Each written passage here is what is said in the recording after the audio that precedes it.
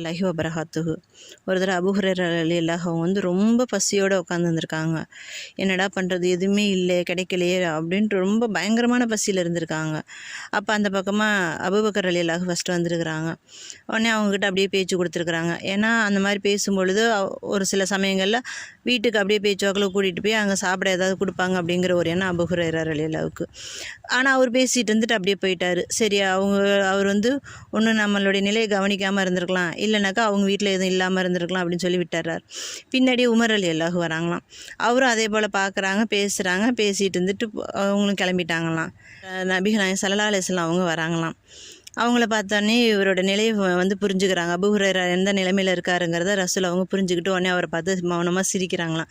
சிரிச்சுட்டு அபூ ஹுரைராவே என்னோட வீட்டுக்கு வா அப்படின்னு சொல்லி கூப்பிட்றாங்களாமா.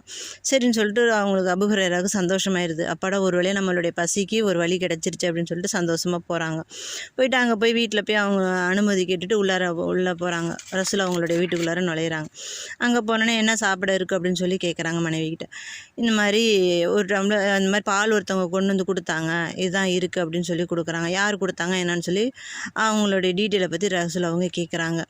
அவங்களும் சொல்கிறாங்க, மனைவியும் சொல்கிறாங்க, இந்த மாதிரி இவங்க கொண்டு வந்து கொடுத்துட்டு போனாங்க அப்படின்னு. சரி அப்படின்னு சொல்லிட்டு அபூ ஹுரைரா பக்கம் திரும்பி இந்த மாதிரி வெளியில் திண்ணைத்தோழர்கள் இருக்கிறாங்க, அவங்கள போய் கூட்டிகிட்டு வா அப்படின்னு சொல்லி சொல்கிறாங்களாம். அதாவது திண்ணைத்தோழர்கள்னால் யாருன்னா, அவங்களுக்கு எந்த ஒரு சொந்த வீடோ தங்குற இடமோ எதுவுமே கிடையாது நிரந்தரமாக. எங்கே அவங்களுக்கு கிடைக்குதோ அந்த இடத்துல தங்கிக்குவாங்க, அங்கே என்ன கிடைக்குதோ அதை சாப்பிட்டுக்குவாங்க. அன்றைய காலகட்டத்தில் இருக்கிற சகாபாக்கெல்லாம் அவங்களுக்கு என்ன கிடைக்குதோ அதை அவங்களுக்கு பகிர்ந்து கொடுத்து தான் சாப்பிட்டு அவங்களுடைய வாழ்க்கையை ஓட்டிகிட்டு இருந்திருக்காங்க.